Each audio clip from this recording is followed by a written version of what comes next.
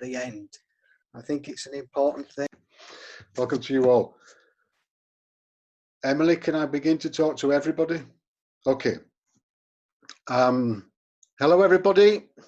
My name is Graham Tiffany.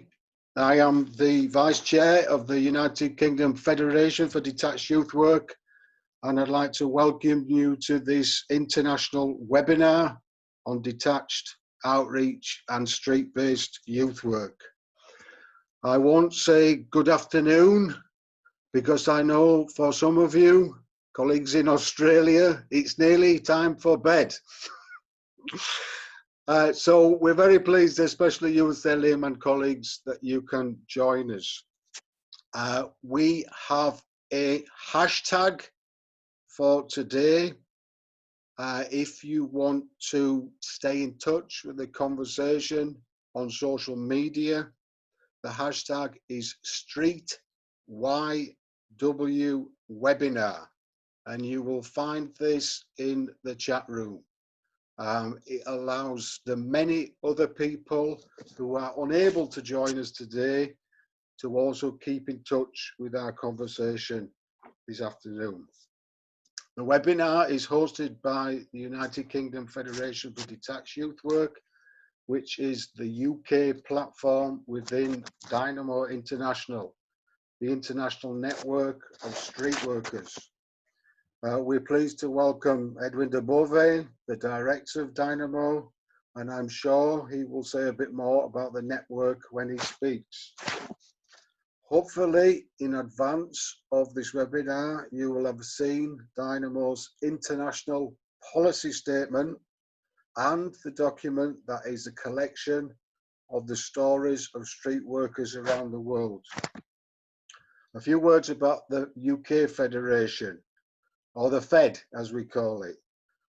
It's been a charity since 1996, but we have been meeting together since the 1980s. So we can probably claim to have been in existence for at least 30 years.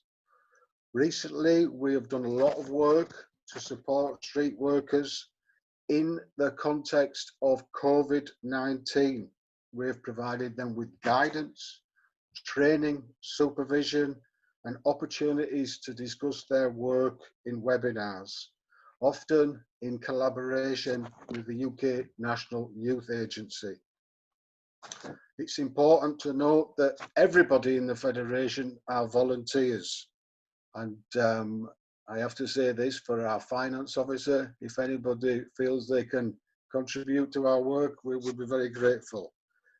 So we will have two groups of speakers. In the first group, we will take a wider international perspective and hear from colleagues in Belgium, Australia, Ghana, and Israel. In the second group, we will concentrate more on European perspectives and hear from colleagues in Norway, the Czech Republic, Austria, and here in the United Kingdom. Each presenter will speak for 5 minutes about their national context, what is happening in the field, in practice, in politics, and the focus will be on our work with young people in the context of COVID-19. Some of the presenters will share a few images. After each group of 4, there will be an opportunity for all participants to ask questions, to make comments, and we ask you to use the Zoom Q&A question and answer function at the bottom of your screens. Please also be aware that if you are using your microphone, we'll be able to hear everything. We've had some interesting experiences with this in recent weeks. And please also be aware that we are recording this webinar to share with others and yourselves afterwards. So that might give you some idea of how to behave also. There is a function in chat where you can message people individually. Be aware also that the hosts of this webinar will have access to your comments afterwards also. Okay, if you're struggling with any kind of technological problem, please also write something in the chat and we'll try to help you. Finally, I would ask everybody to remember that many colleagues here today are speaking in English as a second or perhaps even third language. And I would ask you all to speak slowly, clearly, carefully, and try to avoid some of the words that maybe you use on the street. The webinar will conclude with some discussion about futures. We believe it is essential to reflect on our experience of working in the context of COVID-19 and to learn from our experiences so we can advance our practices in ways that bring even greater benefits and opportunities to young people across the world. Each one of our speakers will have the opportunity to comment about futures also. And similarly, after their comments, if you want to make some of your own, please do. You can type questions into the Q&A function, I've said that, or you can type questions into the chat function, but please write the letter Q so we know the order of interest. Many thanks to my colleagues in the UK Federation who've worked so hard to put this together. And a thank you also to Mathilde Dufresne, a colleague at Edwin's at Dynamo International, who will help us document this, this webinar. We will write something that we hope to share with all of you. And if you have comments that you would like to contribute to that document, please send them to us. Okay, let's begin. I'm going to introduce first Edwin de Beauvais. Edwin is the director of Dynamo International, the worldwide network of social street workers. The international network grew out of the Belgian street workers network that Edwin helped establish in 1984. Now, more than 50 countries are involved from both the north and south. Edwin has worked as an international trainer in many countries, including Haiti, Tunisia, and from 2017 to 2018 in the Democratic Republic of Congo. Welcome, Edwin. The floor is yours. Thank you, thank you. Hello, everyone. Huge thank, hello, to you, Graham, and also the whole UK Federation for organizing this webinar, even if I hate webinar. I have to say that.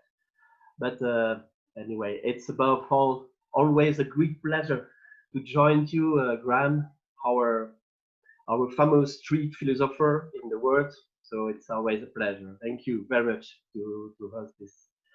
Just to complete your presentation of Dynamo, our network, Dynamo International.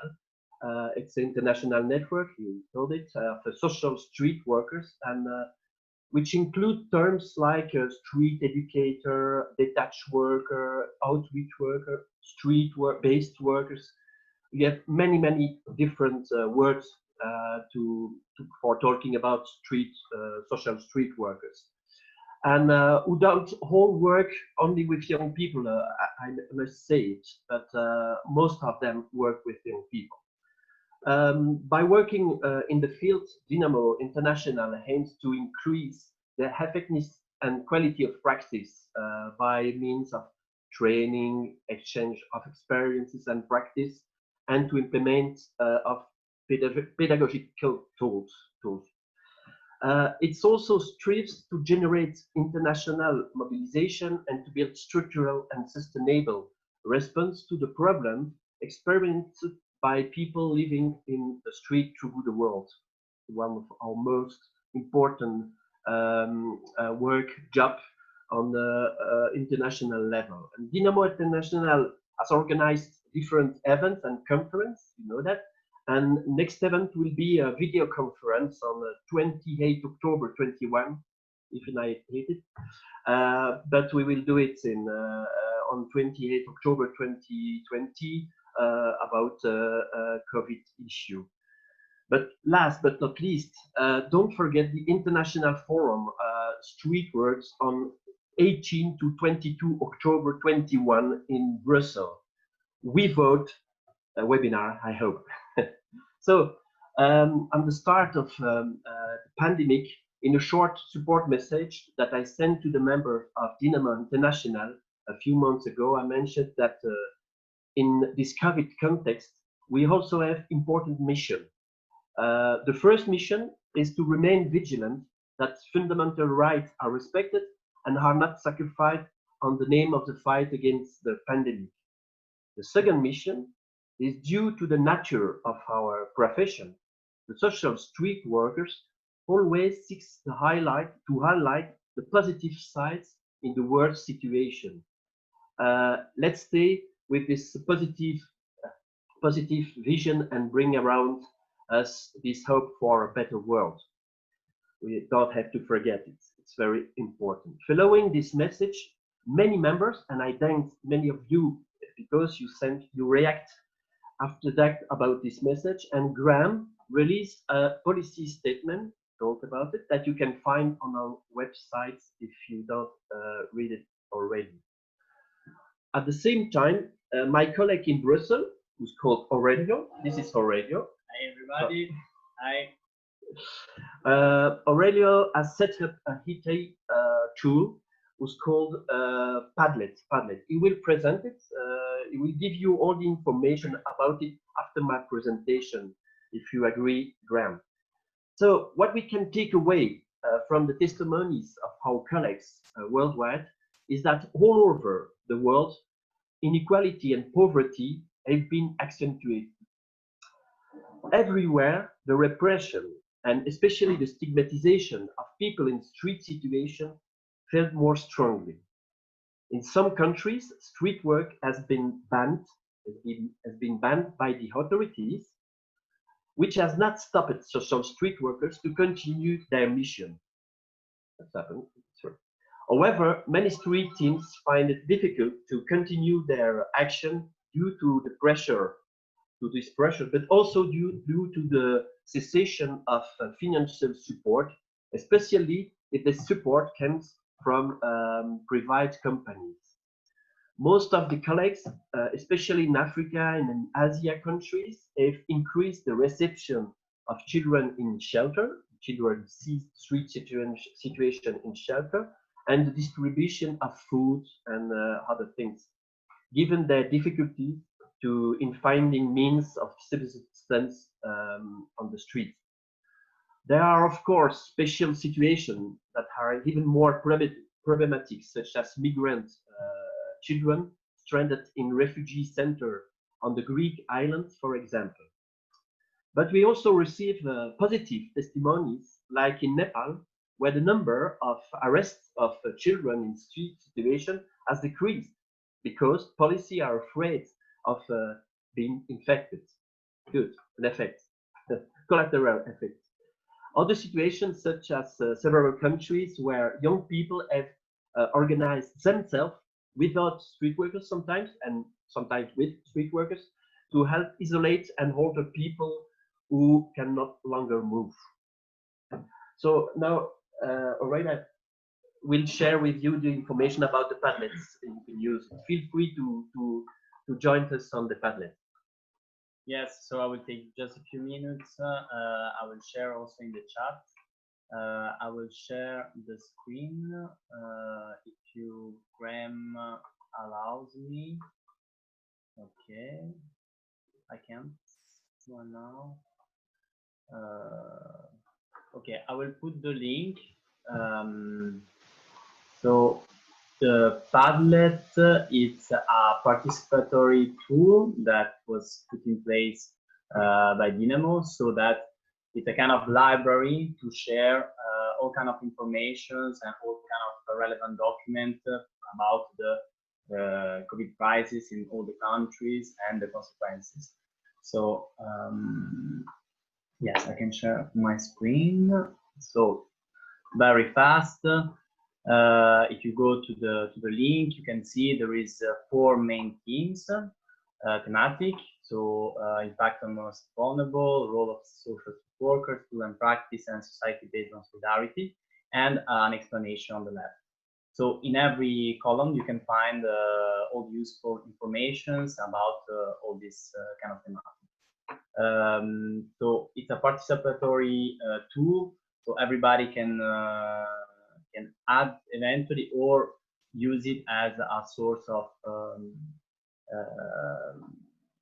the information. So I will share my email, and eventually also during the webinar, if you have more questions, or you can write me direct an email to share eventually some document or some other questions. So I will just type it now, my email, and yeah. Okay, I will finish. Thank you, Aurelio. Yes. Voilà.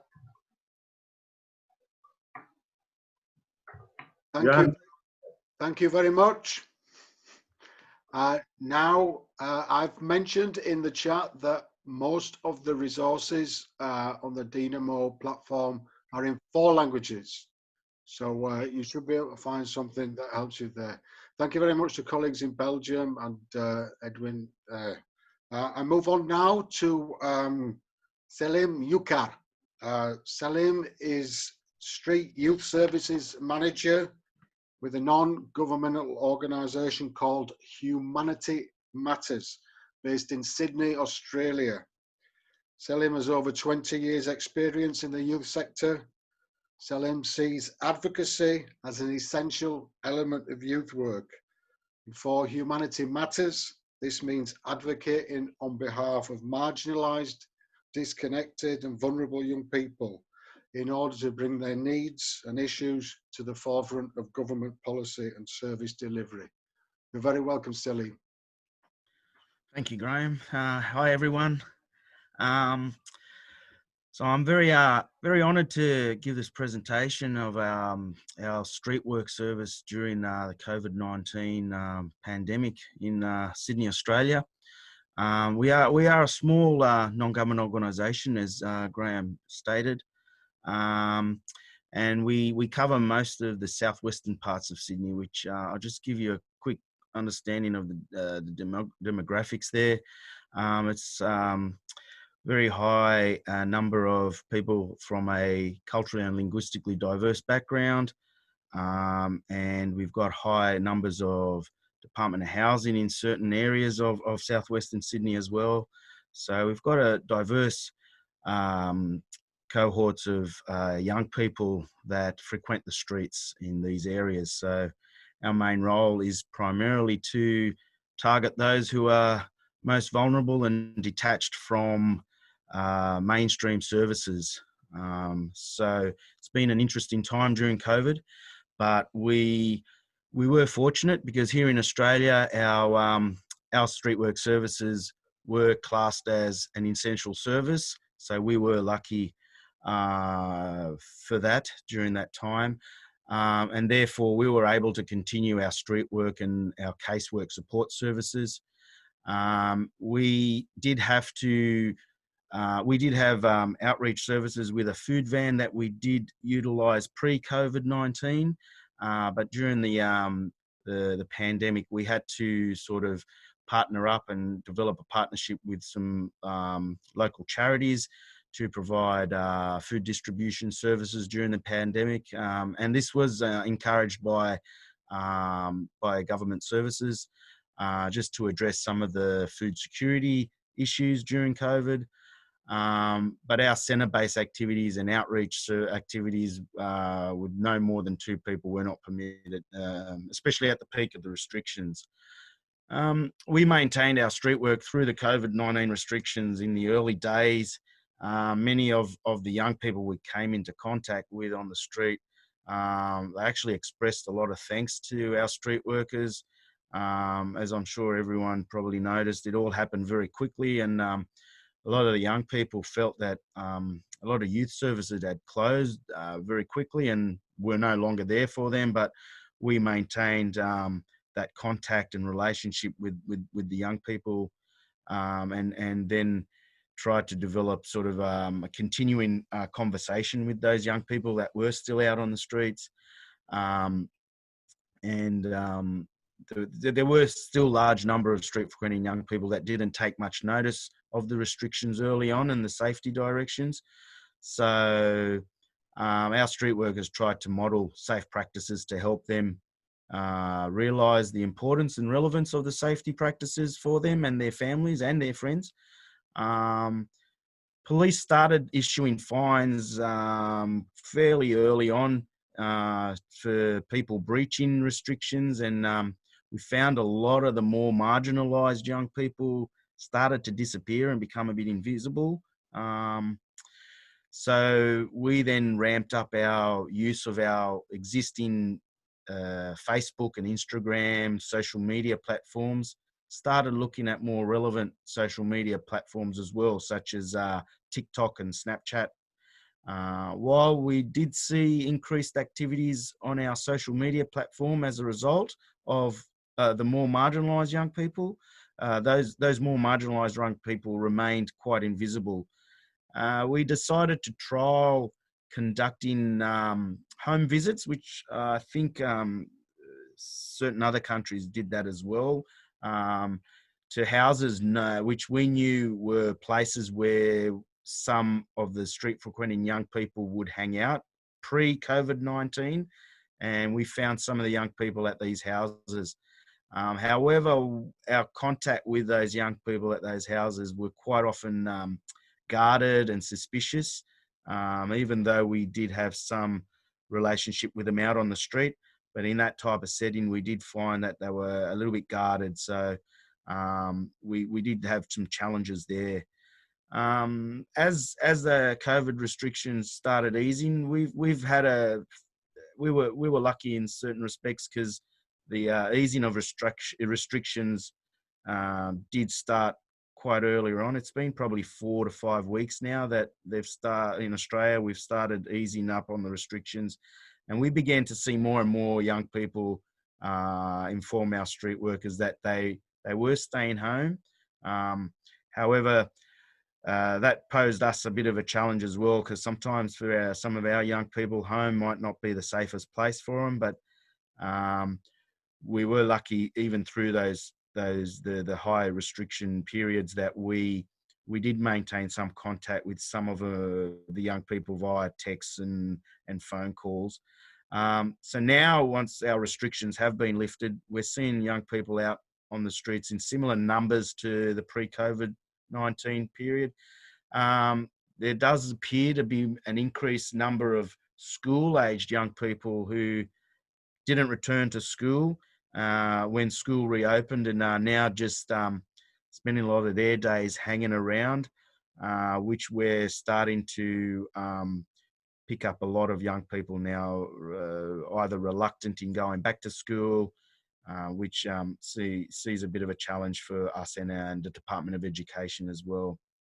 Going forward, we want to look into how we might be able to use relevant social media platforms to reach those marginalised young people that became invisible during COVID-19, possibly by engaging social media influencers within their social media networks. We also are interested in exploring further incorporating into our street work, conducting home visits to residents known as hangout locations, as this was highlighted, as there was highlighted that some very young women were in highly risky situations as well during that time. And we just need to assess the most effective way of doing this type of work. So that's pretty much an overview of what it was like during our time during the COVID-19. Selim, thank you very much for your very rich presentation. Thank you. We move now to Joyce. Joyce Collabo is a street social worker from Accra in Ghana. Joyce is the national coordinator of the Street Social Workers of Ghana network. She advocates for professional street work practice and the recognition of street work as a profession in Ghana. You're very welcome, Joyce. Can you... David, and thank you, everybody. This is an excitement moment for street workers in Ghana to be joined with the other colleagues worldwide to talk about our work and especially this moment of COVID-19 affecting everybody world over. And street youth in Ghana are massively affected by COVID. In March, Ghana had its first 2 cases, that is March 12. By March ending, there were restrictions placed by government, including lockdown of 2 main cities. And these are 2 cities that mostly the youth or street youth can be found. So when these 2 cities were locked down, that was a total lockdown, actually. Street work became standstill, actually. Street workers couldn't go out to reach out to street-connected youth as in usual times. Street workers themselves were also afraid or were scared, apart from the lockdown, the restriction that they cannot go out, then for the fear of contracting the virus. In fact, for Accra and Kumasi, the cities were really in shock, such that especially women, young women who work in the marketplaces, some of them couldn't know what to do because of the shutdown. And they have to move out in their numbers and have to travel out in cargo trucks, thinking they could get back home. In fact, young people living in street situations were really affected by the restrictions. Access to food was difficult. And let me say, these are the group of people who live on daily wage. We can refer to them as hand to mouth. They eat what they work for a day. So life became difficult. Access to basic utilities became an issue. So we saw a lot of agencies trying to get food to these youth and young children on the street. How was it done? Quickly, street workers have to devise a means by ensuring that food as a primary essential gets to the young people in street situation. So quickly, street workers were able to work with government departments to have some leverage so that street youth could, or young children could get food on the street. So the arrangement was done. The children come to some of the drop-in centers run by some of the street-based organizations in the street areas where they could have access to food. The arrangements were done such that they could ensure observing the social distance protocol, washing of hands, and such stuff. And the restriction was not to attend to more than 100 young people in a day. So at least some organizations who had their facilities in the street area could provide food to the children in a range situation. Luckily, we were able to work with the police, who also were there to ensure order during the food distribution. And then on the part of the agencies that work with these young people on the street, one good thing I saw running through all the organizations was the support and protection of the street workers. Because of the restrictions, they ensure that all street workers that go out to meet the street connected youth at the time have their ID cards, have arranged transport, because vehicles were not supposed to move. People were not supposed to move from home to work or anywhere. So that special arrangements were done by the street-based organizations to ensure the safety of the workers, which was a very good thing that we all applaud. Then as time goes on, the restrictions were now relaxed in a way. In fact, Accra Kumasi, especially for Accra now, is like normal, nothing is happening. But the issue is the main protocol, hand washing, and then the use of nose mask. Anyone that goes out must have a face mask to cover the nose and the mouth. And actually, it is an illegal, or it is an offense, punishable by law not to wear a face mask. And the implication of this to street-connected youth is that, how do they get their nose mask? So now quickly, street workers again, quickly strategize again to ensure that all known street-connected youth have access to the nose mask. The issue here again is the usage and how they keep it. The issue of social distance on the street is not observed. We try to educate them on the COVID-19 during the food distribution. And I may say that food distribution is still ongoing because some of the youth are not able to work and they feed themselves regularly. So now one other issue that is coming up again is access to water for bathing and public use. So what is happening now is street-based organizations have strategized again to ensure that street-connected youth who normally come to, or previously, come to the centers and have good bath and a hot meal a day, now still have that access on the street. How do these street workers do it? They arrange with the public providers. I may explain that in the street areas in Ghana or in Accra, for example, street-connected youth pay for bathing, toilet, urinal. And previous to COVID-19, they have access to these as the drop-in centers of the street-based organizations. And now they can't go to the center to have a free bath and then have food.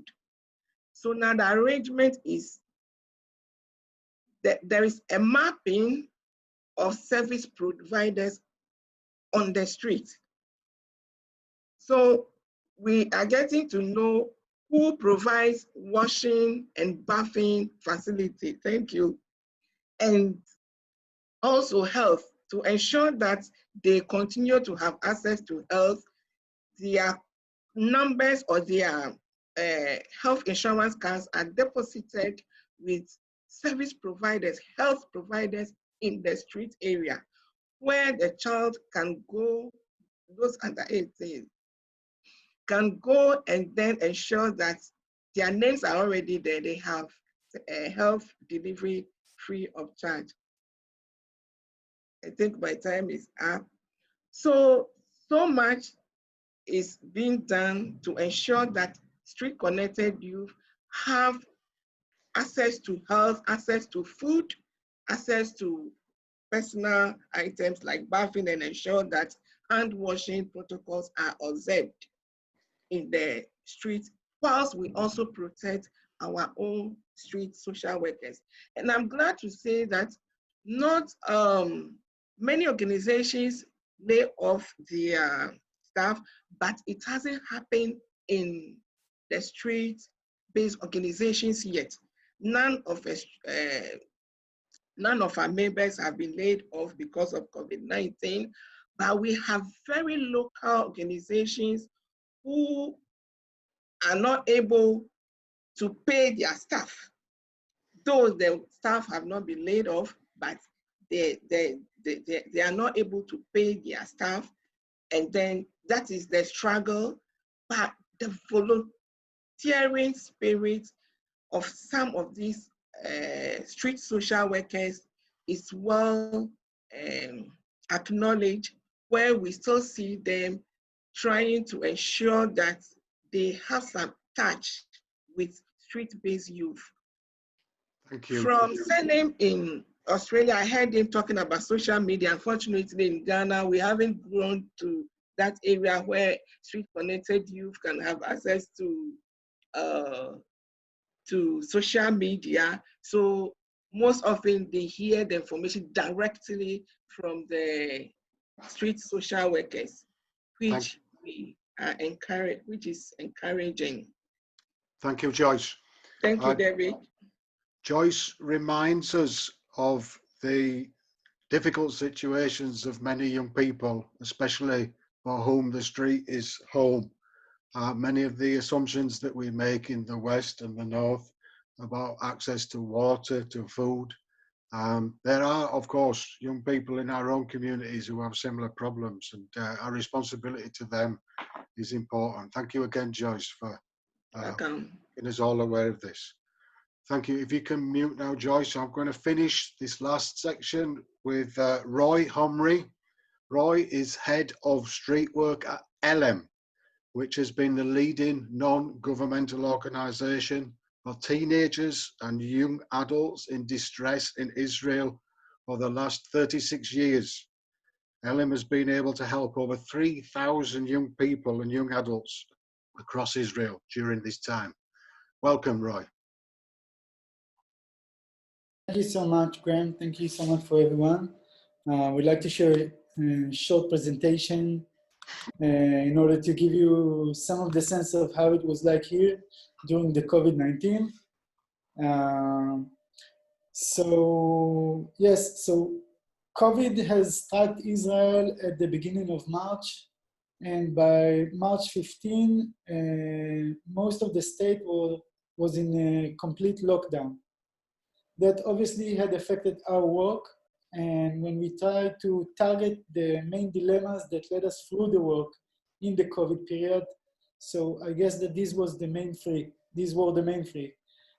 First of all was neither home nor street. There weren't any safe environments for the young adults and for the kids to be in. For the vast majority of the teens that we work with, home is not a safe environment. They spend the majority of the time in the street, if not all of it, and now the street weren't safe as well. The other main dilemma was self-preservation of the teens and the body itself, LM, versus fulfilling our mission to provide help as much as possible for the teens themselves. We had to find the right balance for us as a body throughout the COVID crisis, and we always were in a dilemma. How far should we go? We lost a lot of support through the crisis, financial support, and it has put us through certain dilemmas, and also the self-preservations of the team themselves. Some of our employees are at-risk populations when it comes to COVID. Some of our volunteers are at risk. So it raised a lot of dilemmas. And the third goal, or the third thing that we wanted to do, was advocating for the needs of the youth. Throughout the coronavirus crisis, so a lot of the policy-making attention was dedicated to the elderly, to the sick, to the at-risk population, pushing aside all the needs of teenagers and young adults who live in the street. So we put it to our mission to bring it back to the table and to make sure that their voice is being heard with the decision-making processes. So this is how streets looked at March 17. No one was allowed to be in the street. At the beginning, we weren't allowed to be in the street as well. So we started working unauthorized, and we we said that all of our employees are volunteers. We made sure to create a certain kind of a card that allowed us to walk in the street, and we start tracking down the young adults and teens who are in the street. Surprisingly, we hadn't found them at the beginning. This is the point where I should say that a lot of the methods that allow them to survive in the streets weren't effective at the time of the corona. They couldn't scavenge for food. They could not engage prostitution in order to earn money. It was harder because there weren't any street prostitution. It was harder to get drugs in order to survive the streets, and alcohol. All of those behaviors that characterize kids and young adults who are in the streets were much harder to act. So it took us some time to find the kids and the young adults.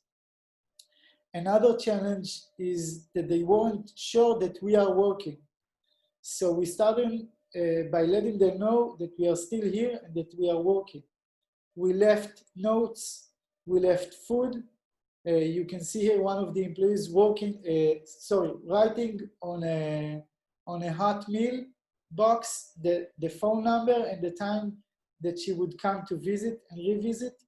We took every means possible in order to make sure that even if we don't see them, we leave them with some basic things to survive and let them know that we are still working.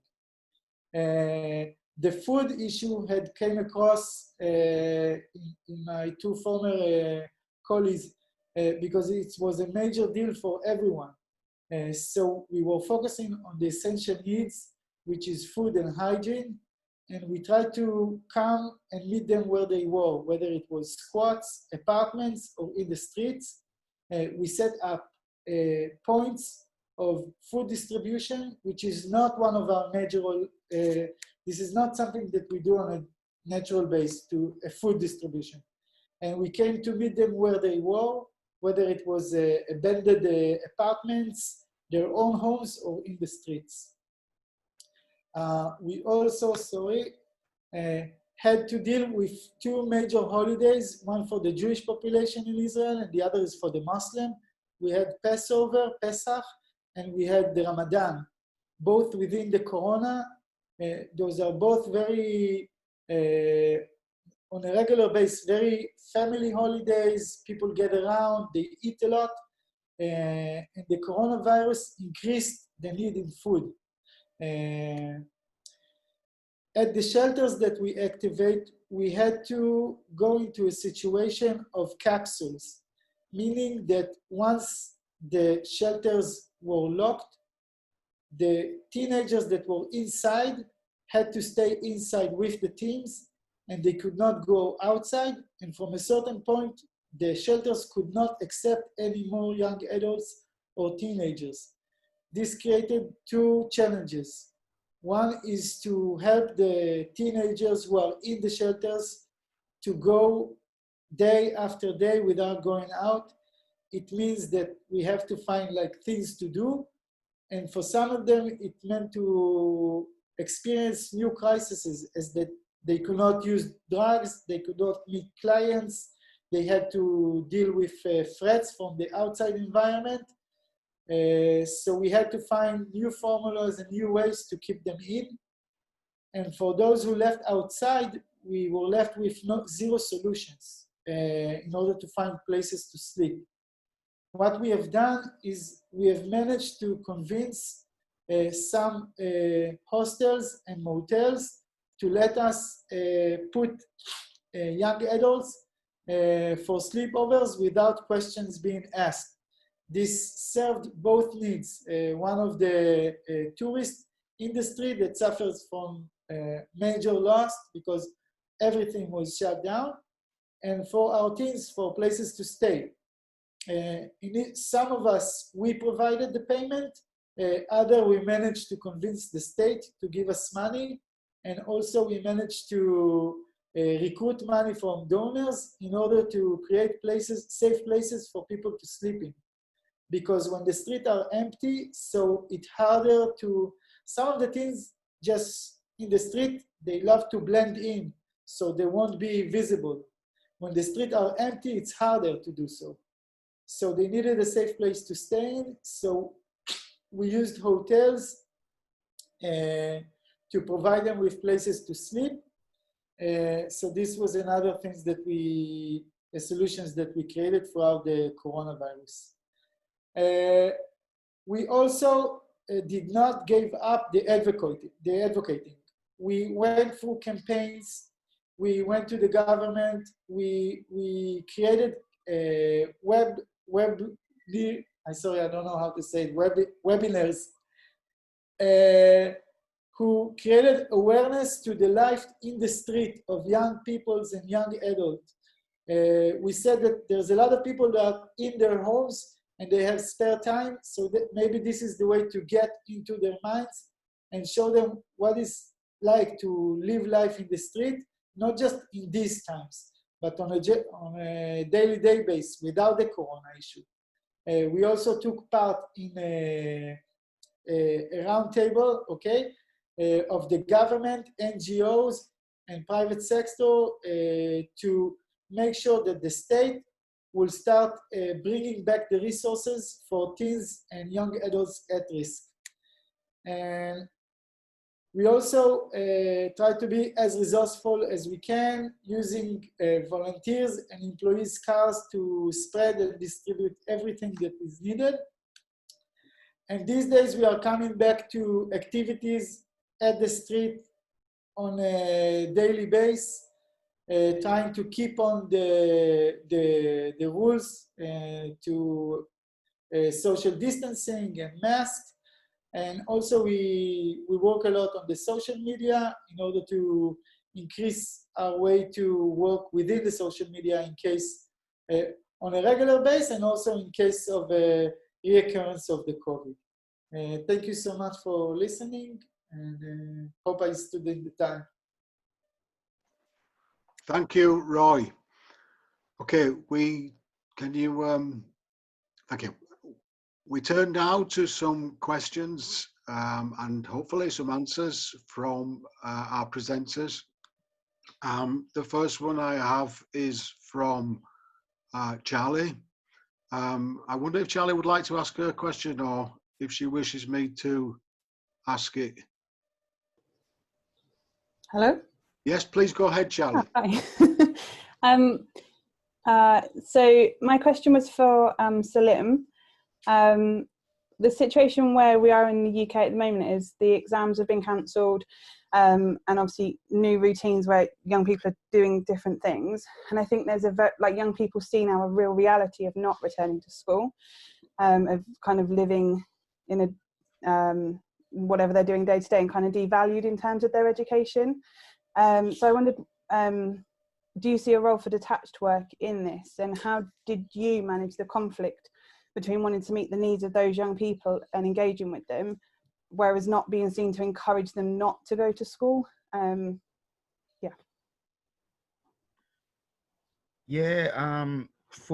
young people under 17, it makes it difficult because in Australia, young people have to commit to going to school up until 17 years of age, so it does make it difficult. However, so our focus was to do as much as we can to re-engage the young people back into their mainstream schools. And for us, the street workers play that pivotal role in advocating for their return. As we see, young people who fall through the gaps of the education system are more likely to become more marginalised from the community. So we just cater to working with our local high schools. Each of the high schools have sort of a well-being coordinator that looks after the young people's well-being, and we tap into those well-being teachers to develop those connections back to the young people and their families, and also with us. So we have a working relationship with various local schools to identify young people that aren't returning to school or are hanging out on the street, and there's some concerns there. And we've sort of got an open sort of relationship with local schools in that. So, but our main focus is to engage the young people to re-engage back into the school. If they can't, then we look at alternative options for schooling with them. Thank you, Salim. I think there's a general question to all our contributors so far, about the process of transition from lockdown, which has been a kind of a clear context. I think we all knew where we were under lockdown, but as lockdown restrictions ease, there's much more, it seems, confusion in the minds of young people and communities. So I wonder if, particularly in relation to going back to school, we have a concern in the UK that the experience of lockdown, for some young people at least, it constitutes almost a form of trauma. So our concern about the immediate return to school without a process of transition in which they can reflect on their experiences is of concern to us. Does anybody like to say anything about this experience of transition and how we as workers might support young people in making these transitions back to some kind of normal? Roy, can you come back, please? Yes, I would like first to remark that in a lot of cases within the lockdown period, there had been more traumas occurring in their homes. So we must keep that in mind. And unlike a lot of other events, which has a clear beginning and ending, this one does not have a clear ending, in my perspective. Meaning that a lot of time we see that when there's an ending, so the kids start to tell what happened and share things that they've been through. The fact that there hasn't been a clear ending pushes it backwards, and a lot of them are still within a kind of defense. Maybe they will be forced again to go back to the traumatic environments of the lockdown. Maybe they will have to deal with what they had to deal back home or in the certain environment. Having said that, I think that the social media helps us to talk with the teens and to monitor down the levels of stress towards going back to the routine. Other teams of ours at LM talk to the teens online. We have an LM Digital, and what they do is they do a lot of creating like scenarios, what it would be like, what are you afraid of, what are the good things that you are taking from this period, and it helps them to kind of self-prepare and imagine how it will be like back to school. And again, having said that, unlike Australia, here it's summer at our hemisphere.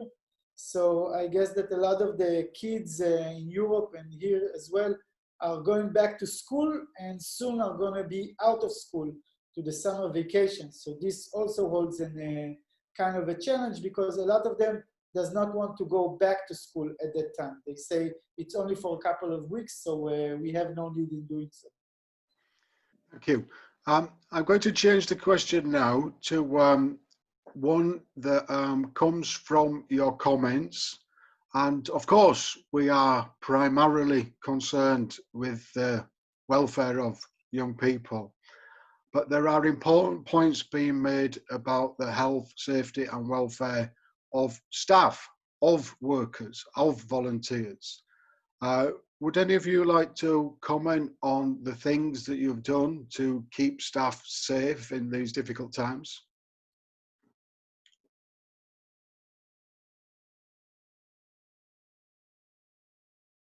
Anybody? Helmut?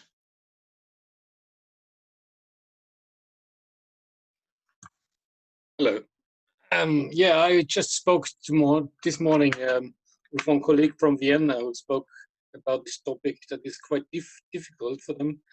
They have much more questions now from the staff because the fears, the anxiety is quite not the same, but there are also the same topics for the workers. And I mean, they try to focus to make more of supervision, of more team meetings, and they say that's quite helpful. Thank you. Yes, here in the UK, we absolutely agree, and our guidance that we have produced says that it's ever more important to offer opportunities for staff to think, to reflect, to support each other, to have supervision. So I certainly agree with you that. I propose now to move on to our second set of speakers. Thank you all for those who've contributed so far, and to participants in the webinar. Again, after these short presentations, we'll take some more questions. So I go first to Berger Edal.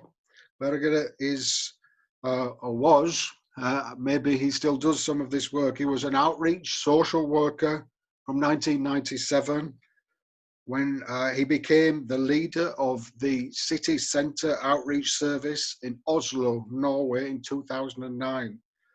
Berger trained as a social worker and as a group therapist, and has since studied public leadership and innovation. Welcome to you, Berger. Just to say also, I believe that Berger has a colleague with him, Jonas Chabchub, who is a street-based outreach worker in Berger's team. Jonas trained as a social educator and has completed postgraduate studies in psychosocial youth work. Perhaps we might hear from both of you. Berger, can you go ahead?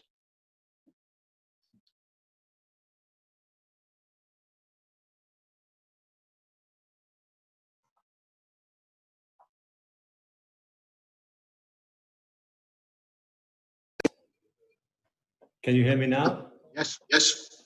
Good. And thank you, Graham. I will try to, can you see the presentation? Hello? Can you see? No, we can't see it yet. Oh, sorry. The host has asked you to start your video. Okay.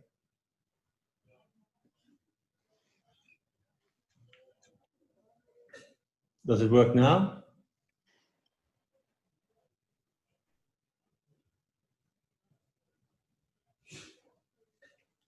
No. Oh, sorry about this. Okay, I'll go back to just to talk instead. Please.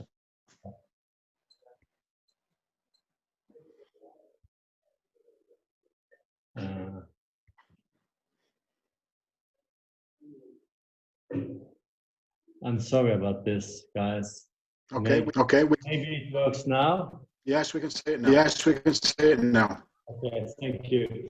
So this is just a short presentation of some points from Norway and Oslo, and I'm basically around our own experiences in Oslo, but also I've been listening to some of my colleagues around Norway.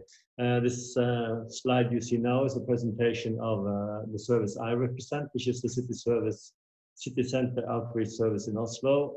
It's a governmental organization. We are 50 full-time employees and we have 30 outreach workers. And we work with everyone in the streets of the city centre, but we mainly focus youth and young adults up to the age of 25. So in Norway, some of the national contacts and our experiences through this COVID-19 period, which started with the lockdown March the 13th, was that we quite soon saw that vulnerable children and youth was often neglected during the COVID-19 and lockdown period due to the fact that a lot of services closed down and the professionals of services for youth have been working from home or used for other emergency work elsewhere. And followed by a phone or video has been cancelled by youth due to fear of reactions from home or from other family members. And we also have seen that vulnerable children and youth from poor families, especially with minority and or refugee background, has been in focus due to often poor language skills and less technical and digital skills and resources. There's also been a great concern about the spread of COVID-19 amongst youth due to the lack of social distancing.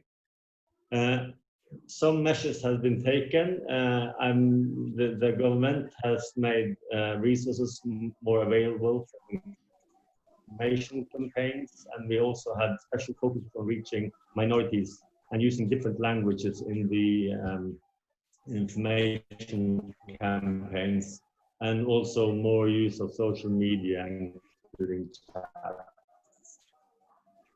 Street-based outreach work has been used more as an method of reaching at-risk groups, including we have kind of benefited from having a strong tradition of governmental services practicing street-based youth work. The schools has also been open for vulnerable youth.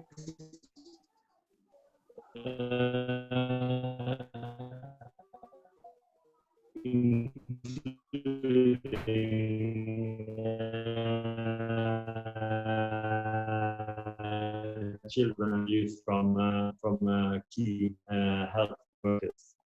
And street-based youth service has been seen also as the key service. We've been working from one. But in the beginning, we saw that in Oslo, we saw that after lockdown, less vulnerable youth in the city center. We saw less vulnerable youth in the city center. But the most vulnerable youth to open up due to absence of the general public. And right now, we have a serious conflict going on in the city center between two youth groups. We also saw a lack of consideration regarding infection control and social distancing. And young adults borderlining open drug scenes prior to lockdown they are now openly participating in the drug trade. This picture you see is outreach workers handing out antibacterial gel, which has been one of the things we have done during the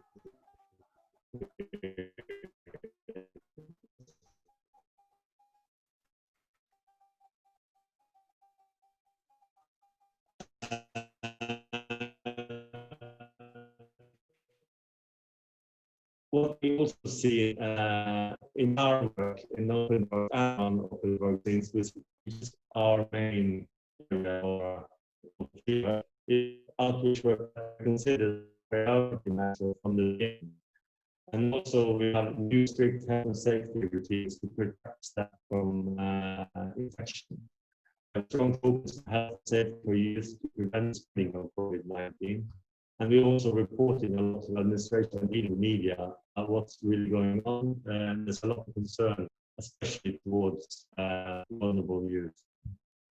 We do a lot of work encouraging young youth to follow health and safety instructions regarding COVID-19, and we're handing out, as we show a survey about knowledge amongst youth about the COVID-19, how it has affected young people's lives, and the findings will be used in our outreach work towards youth this summer. Some thoughts, I've spent all my time now, so maybe I'll come back to some of our thoughts about our outreach work towards youth in the last part webinar. Okay, thank you. That's perfect. Thank you. That's perfect. I was. Can people hear me? I was struggling to hear a little bit, but let's continue. We move on now to colleagues from the Czech Republic, a country I've had the pleasure to visit a few times in relation to street social work. We have Jan Serik, who also likes to be called Johnny. Johnny works as an outreach worker based at Vatula, a low threshold centre, Prague. Jan has been at Vatula for 4 years. He works with young people aged 13 to 22. His colleague Thomas Klumpar has been a street worker and manager of outreach services since 2008. He works for Bestizia, a specialised department of the Elite Youth Programme across 3 boroughs of Prague.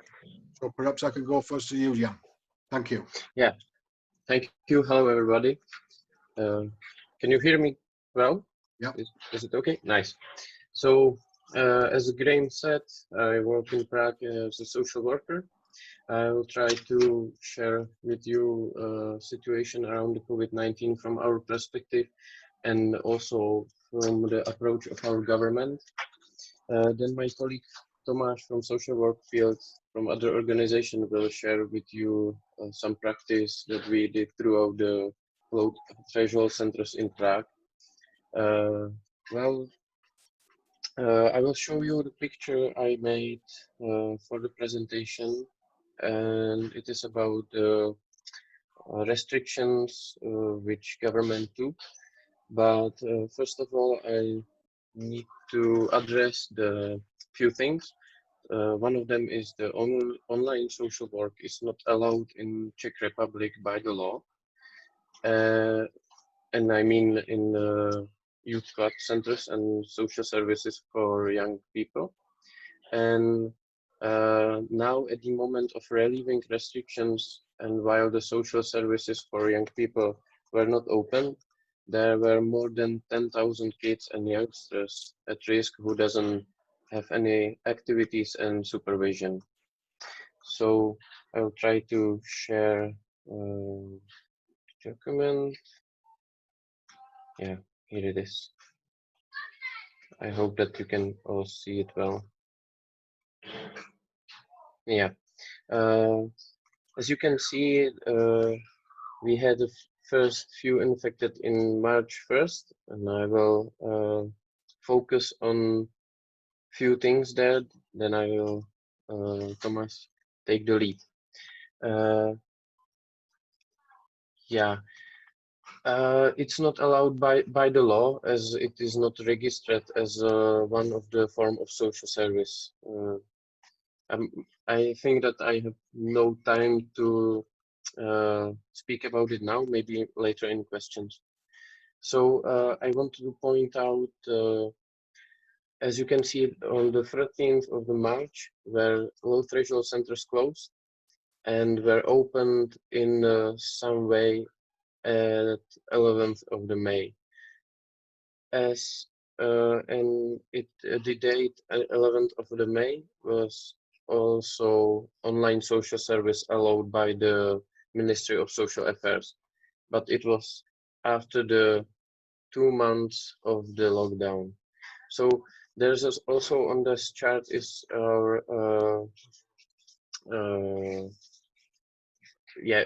our approach. That is the blue line.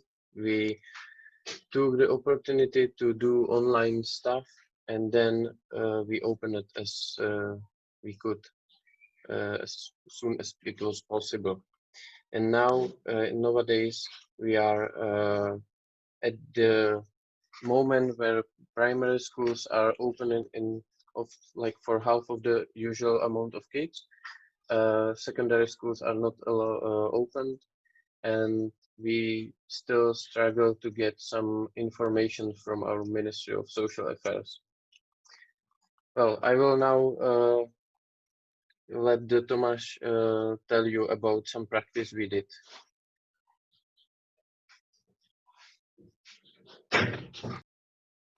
Thank you, Jan. Tomáš?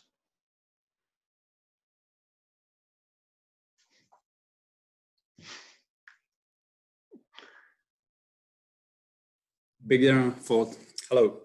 Hello, everybody. I would like to tell you some concrete things what we did during the COVID time.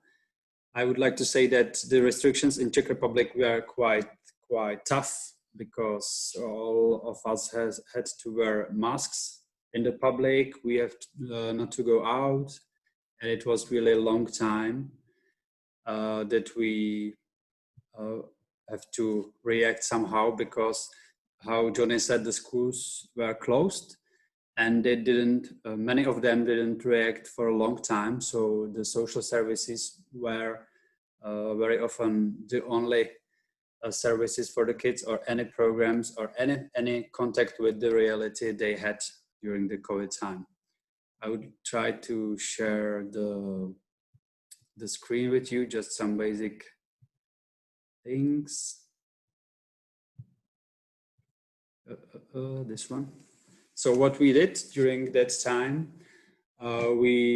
sorry for the presentation, it's a basic one in Word. I hope you see it now. Do you see it? No. Yes? Perfect. So a lot of young people had information just from Facebook, Instagram, and so on, and there were many fake news. So we tried to inform them and explain what is happening, what's going on, because they didn't know, they were really afraid. We tried to motivate them to keep the regulations, to wear masks, to stay home if it's possible, because they didn't understand what's going on. We tried to support them as well in the hard situation. They were often closed in small flats with the whole family, and so there were many like fights and problems like this. Many people lose their relationships with their friends because a lot of kids and young people who we work with are every day in the streets, and now they lost it. So we try to support them as well and somehow connect them together. Boredom was really big problem, so we tried to react on this. And school, because the schools were closed, and many people didn't know how to connect with school because some kids don't have like PC at home or Wi-Fi connection. So we tried to connect schools and the kids we work with. And how we did it? Of course, we used social media. We made many posts with informations as well. We did chat and video chats. We did many live streams, and we invited role models and some credible messengers as well, like Czech singers, for example, who are like idols for our kids. And they talk with us during the live streams about what they do during the Corona time, how they manage this hard time. So it was really interesting because after these streams, many new kids and young people try to contact us and want some type of help. We also shared many videos from abroad, from the Czech Republic. We did many challenges like how to spare free time in an active way, not just to be online. And we did many quizzes about topics which are attractive for people like sex, drugs, and so on. So we were in contact every day with them. And what is new now, or what's after the slow opening time from the beginning of May, it seems that young people are really hungry for the contact because they were really closed. So now they are happy that they see us, they hug us every day, and they also want to solve many of their things and problems and issues. So we did really good things now after the COVID time. And what is a big issue for Czech Republic, how Johnny said, online work is still forbidden, or it's not possible to work online officially. So there is the discussion about changes in the law to focus on cyberspace as well, to try to use it like regular space, living space of young people, and that then we can work harder and better in the cyberspace. So that's basically it. Thank you to colleagues from Czech Republic. I turn now to my good friend Helmut Steinkellner, who was coming to see me in England just at the time when it became impossible to move around the world. But as you always know, Helmut, you're always welcome. Over to you. Oh, sorry, your introduction. Helmut Steinkellner has almost 20 years experience in the field of detached youth work. Helmut proactively lobbies for the rights of the child and is a long-standing member of Dynamo International.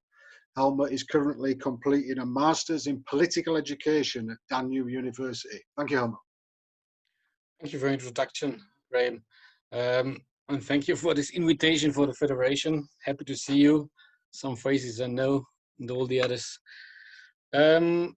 At the moment, I'm not working as youth worker. I'm just being the member of platform, and I try to connect to different areas in the whole of Austria. So it has been 9 different services in 4 different districts. So I made a kind of questionnaire for them, how to get the information how the work with young people was and how it is at the moment. And so I had a lot of phone calls in the past 2 weeks. Just for introduction, I did just a cluster about the answers, and I will introduce in those answers. So how it was for young people in Austria, the effects of COVID-19. So what were the answers? What does it mean for me? What is allowed was a big question for young people. They were not allowed to go to the street. Everybody had to wear masks in Austria. Some of them, especially those with a background of migration, are living in kind of difficult situations at home because there's less space for them. So they were arrested more or less from family association. They were sometimes were not allowed. This kind of isolation they talk about now is were isolated from friends like everywhere. Many of them had not or no wireless internet access. So that's a big trouble for youth workers, for street workers to reach them. So they lost a lot of them. In fact, there is a difference in between rural areas and city areas. So especially in the cities, in a big city like Vienna, some of them recognized police harassment. For example, the Austrian newspaper and the Austrian broadcaster brought some examples about senseless punishments. Some kids catched fees of 500 euros because sitting on a bench outside, for example. A big topic which came through most of all street workers I was talking is about conspiracy theories. So many of those kids got quite aggressive, especially the topic of anti-Semitism was growing for some of them, or is still growing, especially through the time from Ramadan. It happened. And they were feeling aggressive because of the lack of structure. Nobody feels responsible for them. The Austrian media, the politicians that in the first month were just talking about all others, not those who are not in school, were not being graduated or have no apprenticeship. So those kids who youth work is working with, they were just in a lack of structure. Nobody was talking about, so like to be invisible. Some of them, like I already told, had no technical support, no computer at home, no Wi-Fi. And some of them speak about the personal overload of being permanently online. So which means for them a big change of their life, not going outside, no possibility to make, to do sports, some other physical education or, yeah, which many youth workers told me has a lot of psychological impacts beside the physical impacts. A majority seems to be strongly influenced by fake news. And that's a big question now for them in work. What is the truth? How to share the reality of what is right? And like the Austrian media is talking a lot about schools. The first 2 weeks, most of them, when they have not been in school, it was quite cool and okay. Afterwards, it became problematic for them. And especially in schools, but also in youth clubs, and youth workers could see the growing gap in between those who have a bad infrastructure at home or have a good infrastructure. Because those who had a bad infrastructure most time just went out of school. For result, their contact to the schools got lost. At the moment, youth workers, street workers think that will be one of the biggest challenges in the autumn, because now the school comes to an end till summer. But when it restarts, hopefully in autumn,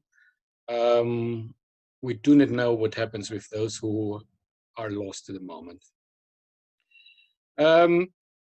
Just to be not too long, there were some fun facts. Some of them definitely were annoying the police.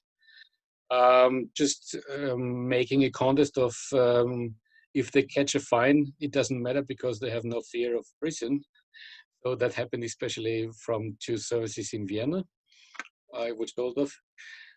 We called them testosterone boys who had no fear about anything. And that's something interesting. In a youth club in my district I'm living, down south in Styria, when they reopened youth clubs, the effect of conspiracy theories to young people was that big, they had to close the youth club once more because it was impossible for them to hold the rules with distance, with masks, because we still, till last week, had to wear masks inside a lot of services. And the youth clubs already opened more or less in last week, so they were closed for almost 3 months. And the second, just about the second questions I asked them is what is the impact for youth workers? And there are some questions I would just give to you. One question is how to share serious information to be credible. What's young people's future? There are so many fears about vacation jobs which are gone. No internships, they are possible. Many of them, age of 15, 16, just lost their jobs and now in a way of nirvana, and there is no solution at the moment. Another question which I heard many times, how do we reach young people who we lost during COVID-19, especially if they have no contact through the internet or less contact, and that's a reality. Urgently, they say we need more networking with school social work, with youth work, with teachers. So the kind of, in the past, outreach work was most time quite isolated in some cases, and so now it's much more need of networking. Also in Austria we have a number, emergency number, which is called Rat auf Draht 147, which means translated advice on wire, and that's a well-known number, and it was very well used from young people. And so many youth workers say it's very important to have those emergency numbers for the future, and that they are quite well known, so there should be a lot of PR about.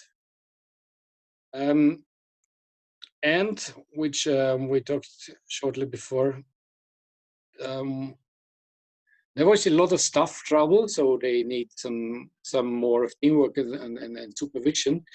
But in fact, the big thing was how to handle in youth work to be online 24/7, getting up with kids in the morning on the mobile phone is, for example, and going to bed in the evening. How to find working hours for youth workers who make sense, and how to find the resting phase. That's what some youth workers I spoke with are thinking about.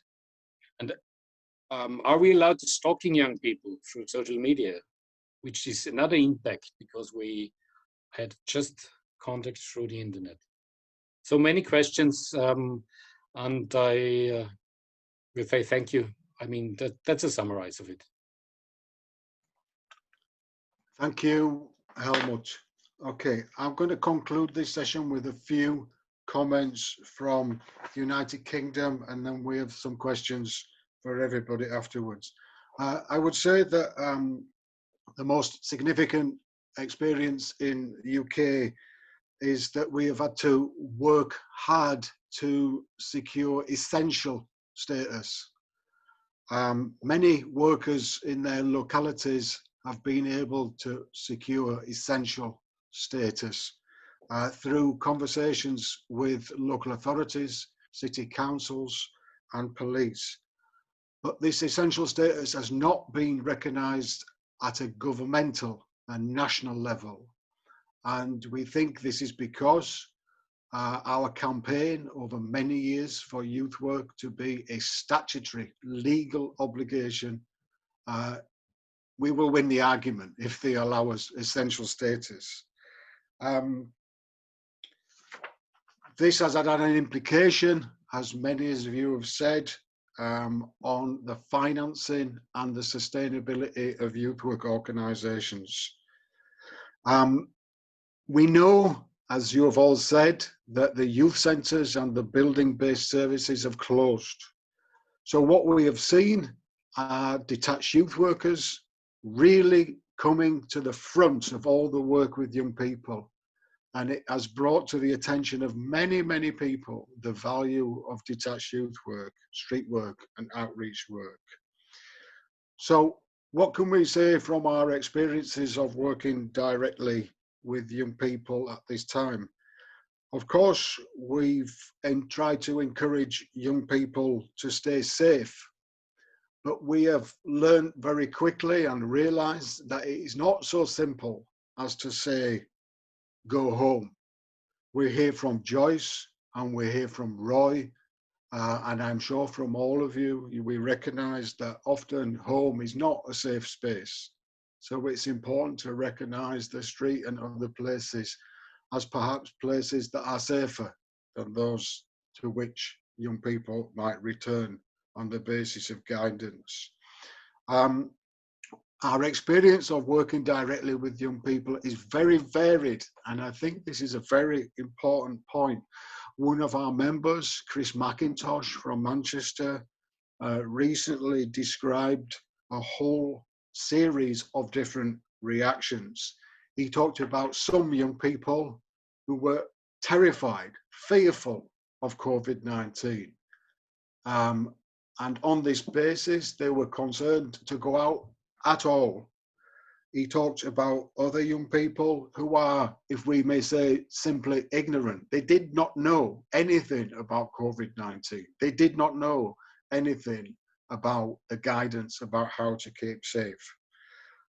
Others were ambivalent. They weren't sure about what to do, how to behave, how to keep safe, about the guidance, simply not sure.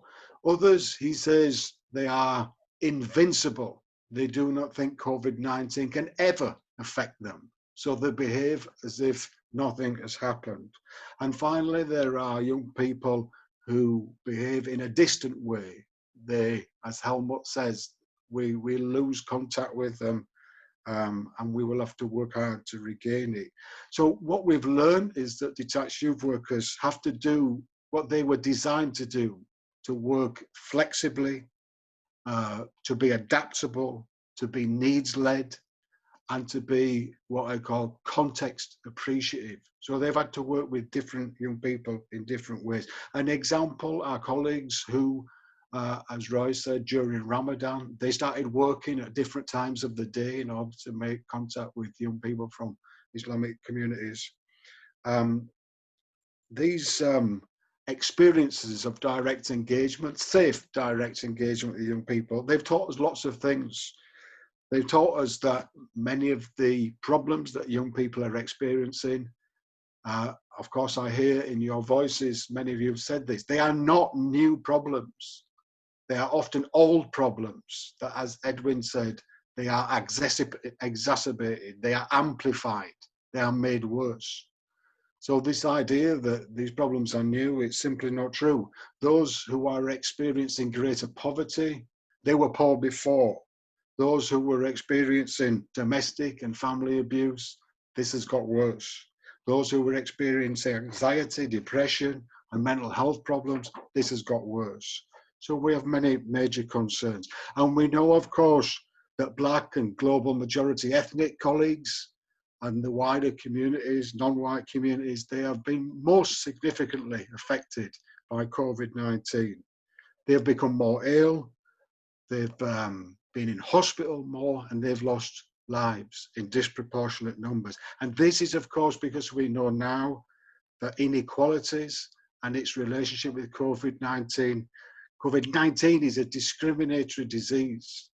So we have problems with our government because the government says we are all affected by COVID-19. They call it the great leveler. We are all equally experiencing this. And of course, this is simply not true. So we've got a concern for welfare issues, but we have a concern also for, as Helmer and Czech colleagues have said, some of the manipulation of some of the public messages of fake news. This may be, I suspect, one of the reasons why in the Czech Republic there's a concern about online youth work, because we know that fake news is present, and this has catalyzed prejudices against, for example, Chinese communities in the United Kingdom, and detached youth workers have been involved in engaging with young people perpetrating this discrimination. What else have we learned? We've learned that, as also many of you mentioned, we're their attentions in working with the police. The police say to us, please intervene with young people. We prefer your soft approach rather than the authoritarian approach that often young people associate us with. And of course, again, this is particularly significant for Black communities. And finally, we've learned that, that young people, they value their time, their social contact with detached youth workers, street workers and outreach workers. They value human presence. The philosopher Ridian Brooke calls it the miracle of human presence. And I think part of our conversations for the future, to which we will now turn, will have to consider the relationship between online interventions and the miracle of human presence. And if I may, I'll show you a 30-second video to remind us all of something that we've learned, that youth work must also always be about joy and happiness and fun. So if I can find this, excuse me, I'll show you this very, very quick video. If I only knew how to do this.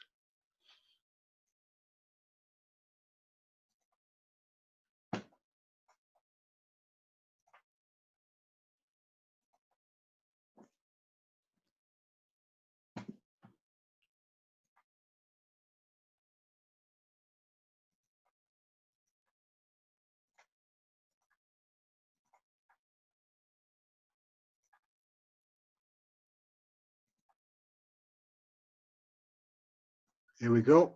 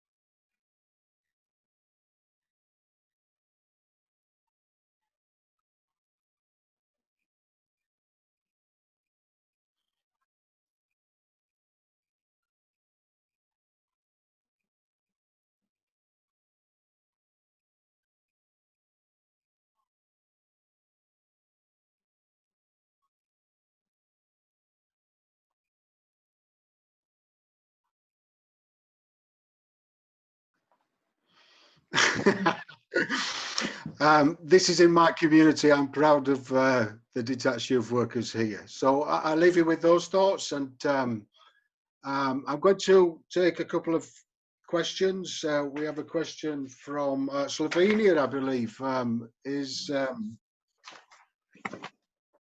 Where's my colleague from Slovenia?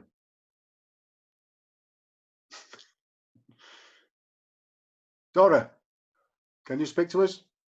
Ask these people some questions. Dora?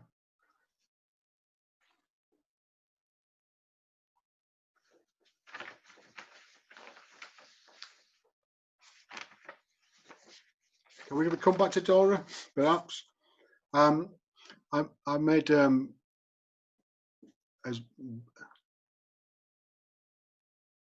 burger. Yeah, I don't know. I can't see any of you anymore, but I hope you can hear me. I have a few comments I'd like to add about Go ahead.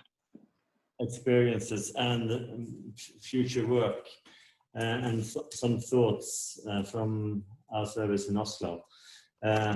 One general, when a lockdown hits and everyone is told to stay home, not everyone has the same safe home to stay in, and the value of good outreach services, street-based outreach services, which also have trained staff, because what our experience in Oslo is that the fact that we've been working with dealing with different situations and having different routines for safety, health and safety routines for our staff, and also for young people and young adults and adults we work with in the streets. That has been very useful during the COVID-19, and I'd like to emphasize also the great use we've had of our 4 nurses working with us, who have helped us to make new health and safety routines, both for the practicality of the street-based work we do, and also how we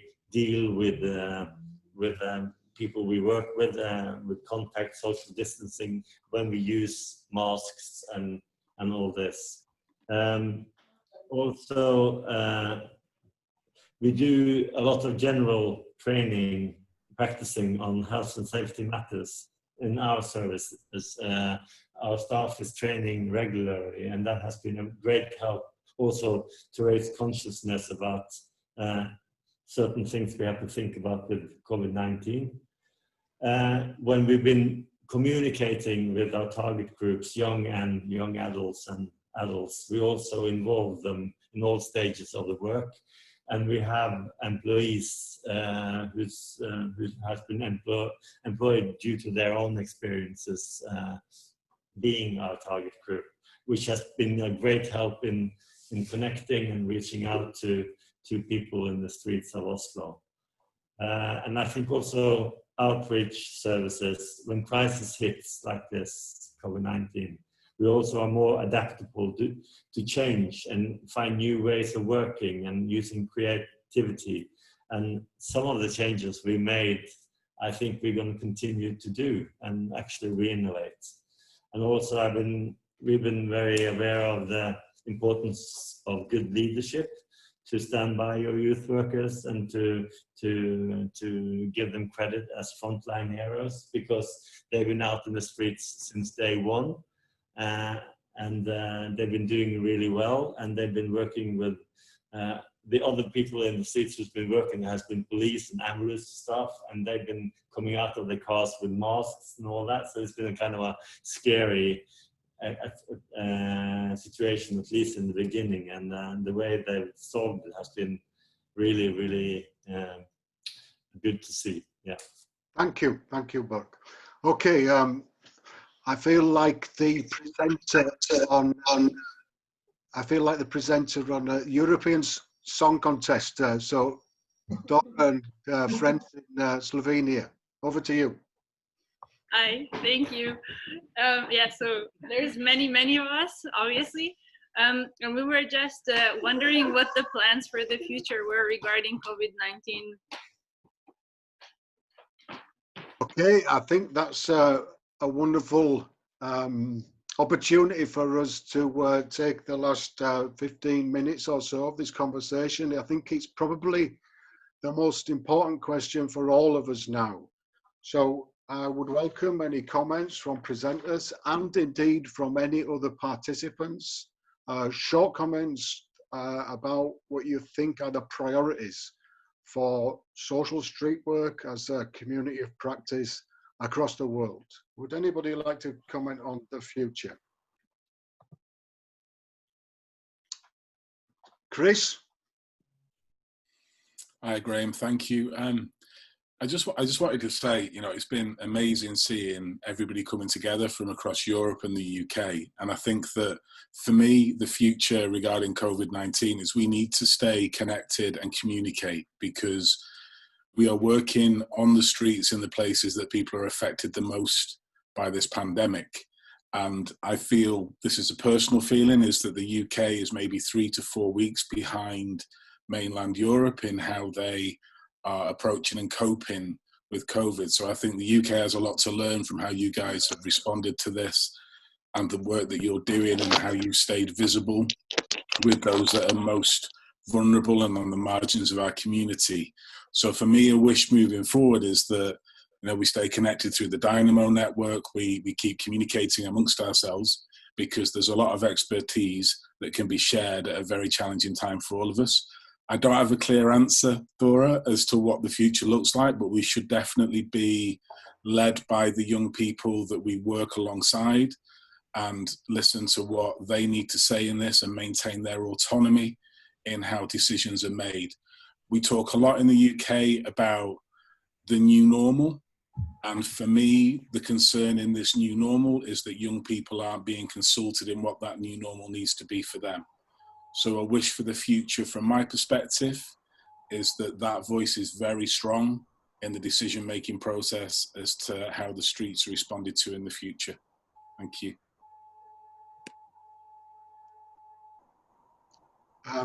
Dora, I'm going to ask you to comment, please. What do you think about Chris's ideas? And please give us some of your own about the future, and perhaps some of the people that are with you. What do you think street workers should be doing to help young people in the future? Good question. I'm actually asking my colleagues here as well if they have any answers to this question. It's something I think that we're all thinking about. We don't really have a clear answer regarding it.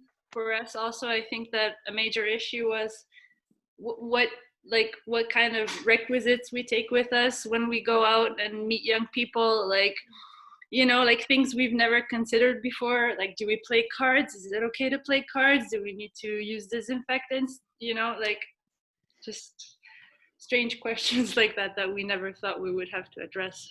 Yeah. I can comment in quickly that just recently here in the UK, in partnership with others, we've produced some very detailed guidance about some of the detail that you just asked questions about. So we'll make sure you get that. I do have some comments which are a kind of collection from many of the things that you've said. Helmut and others speak especially about the essential role in the future, the continued role of advocacy.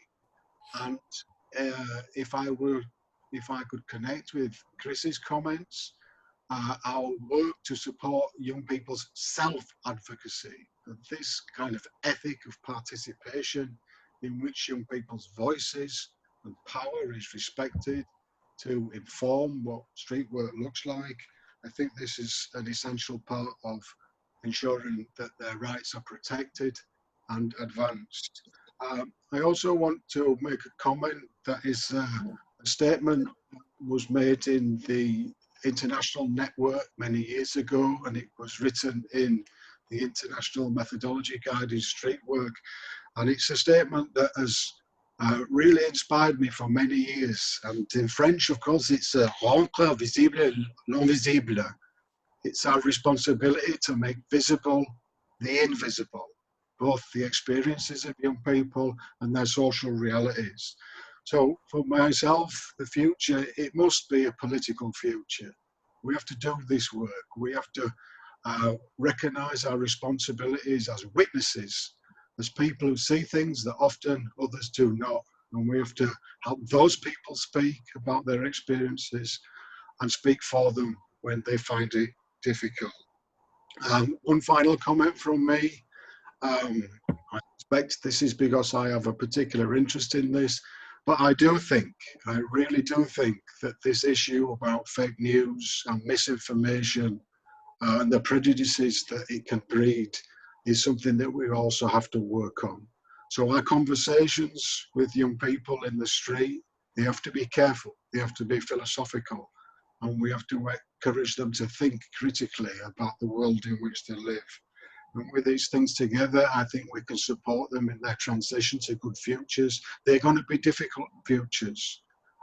We know that in Britain, 1 million more young people will find it really difficult to get into work in the next year or two. So there's a lot of work to do, and all of you have a lot of work to do. I think somebody wanted to ask a question. I'm happy to take one. Charlie, I think you've spoken before, but you're welcome to ask a question again if you wish. Can you do that? Hello. Yes, please. Hello. So in terms of looking at the future, I've done centre-based for a little while now, and we were looking at developing a detached project anyway. Can you hear me? Yes, please talk slowly. Sorry. So I manage a youth centre, so we're very much centre-based. We've been looking at developing a detached project anyway, but with the pandemic, it's obviously sped that up. So we want to start doing that more quickly than we originally were. I guess my question is for everyone in terms of, is there anyone that manages centre-based relationships within a community as well as detached work? And kind of how do you manage those two relationships? Is it something that can be done well, or is it just a limitation in terms of the very different relationships that you form with young people through centre-based and detached? Yeah, I might encourage, first of all, Czech colleagues to comment on this, because I know that ULITA has both outreach and street work dimensions and low threshold centres. So Jan, perhaps, and Thomas, might you say something about that? And then I'll take a comment from Roy.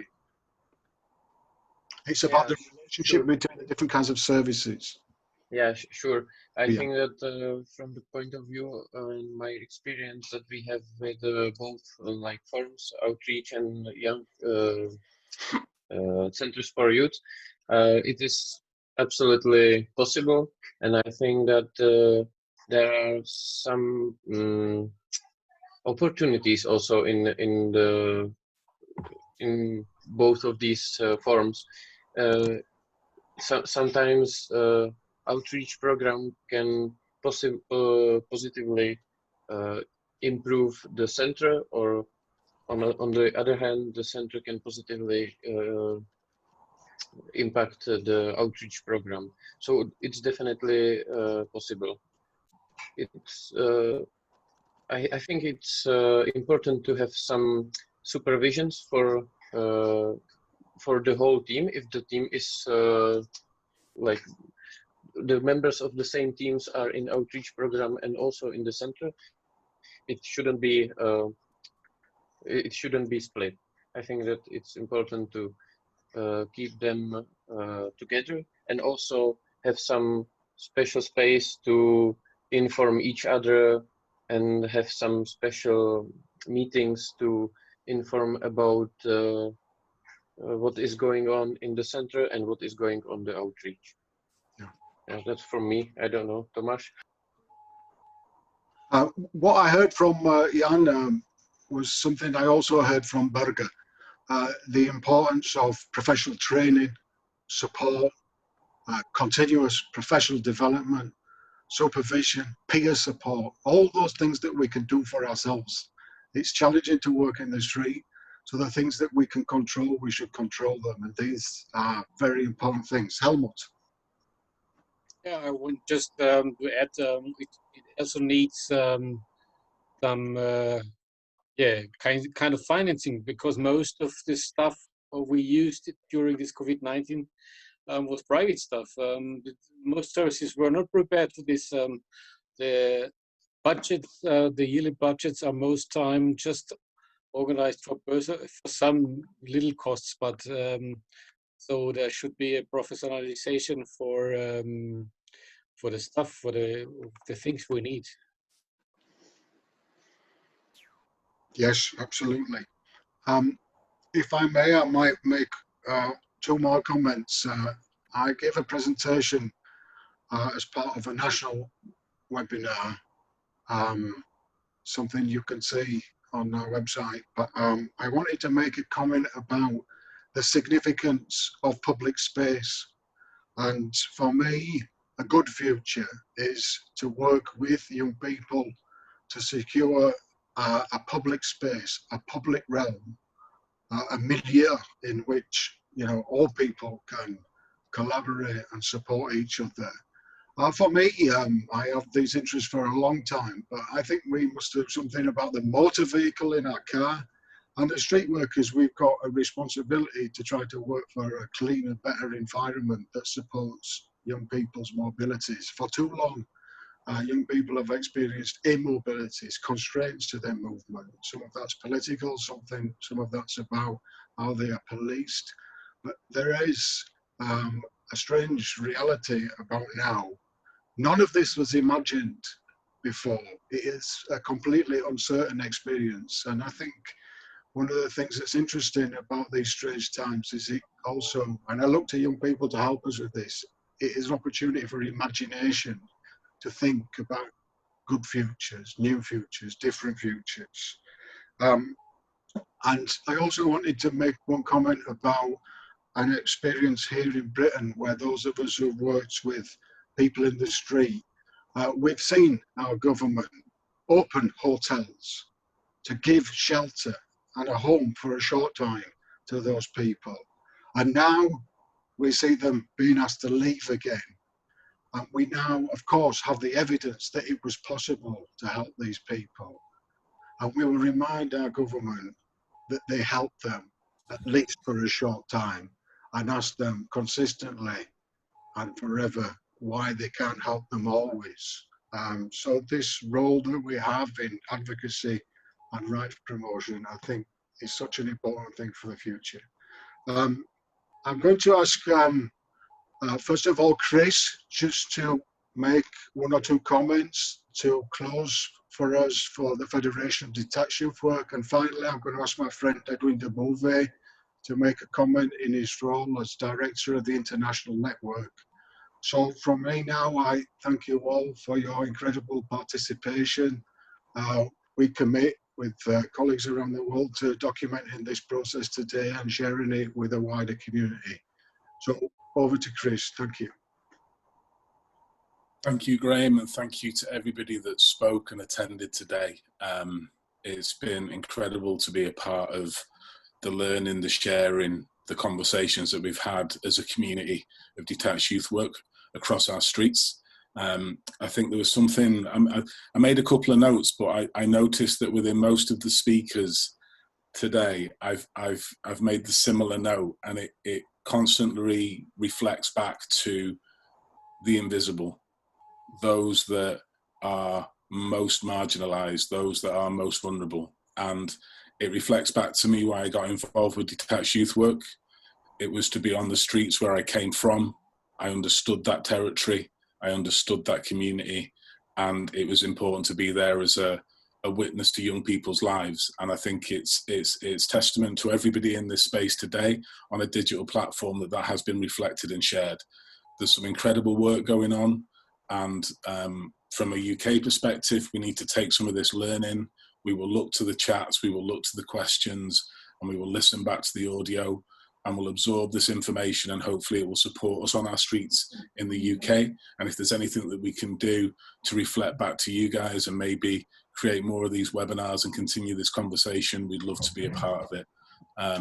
So yeah, that's all I really want to say, and I'll hand over to Edwin to close us off today. But just a massive heartfelt thank you to everyone that's been involved, and thank you, Graham, for doing such a good hosting job of this, and the team in the background keeping it ticking over. Thank you very much.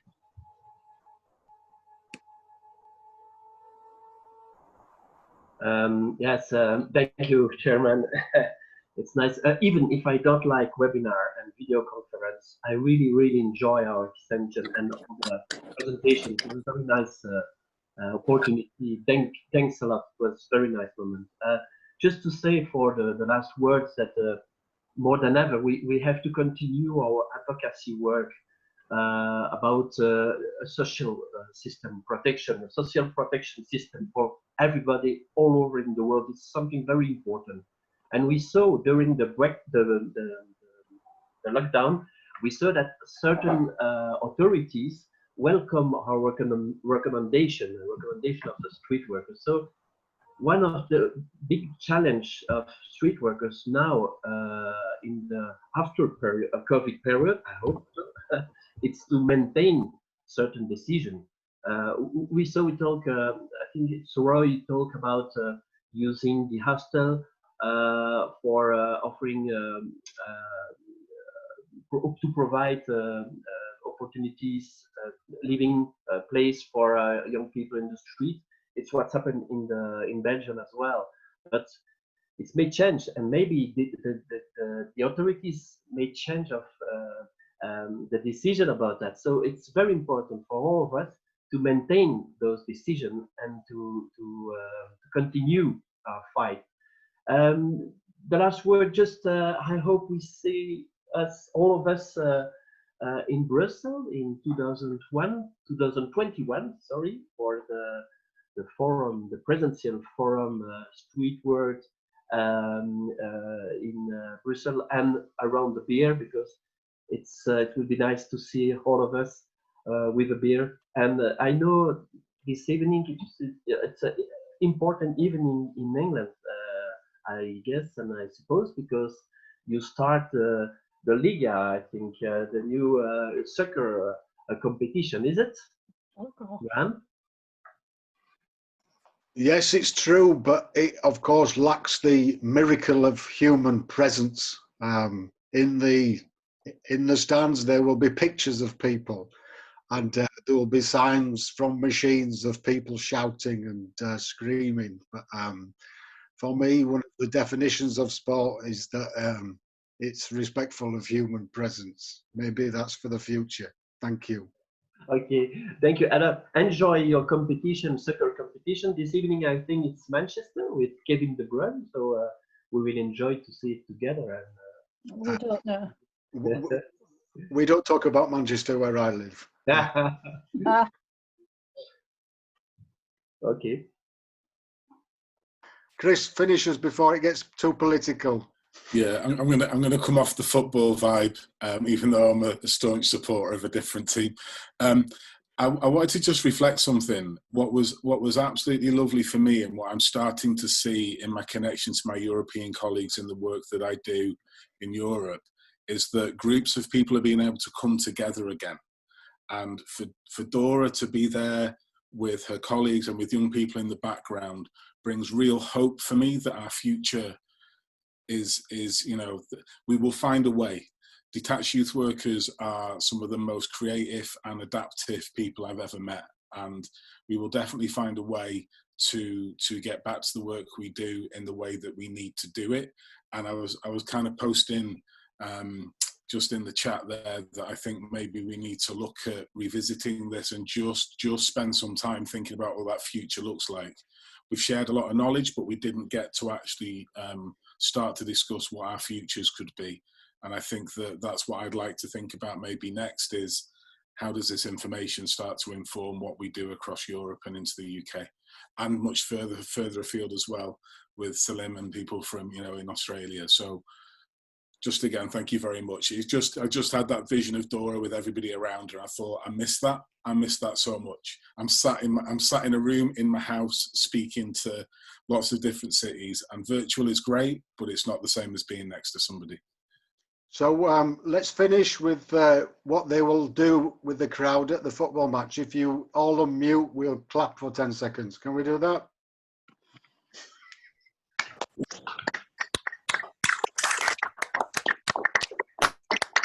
Everybody. À la prochaine fois. À la prochaine fois, merci. Ciao, ciao. Mějte se, ahoj. Thank you all. Mulțumesc. Danke. Gute. Later.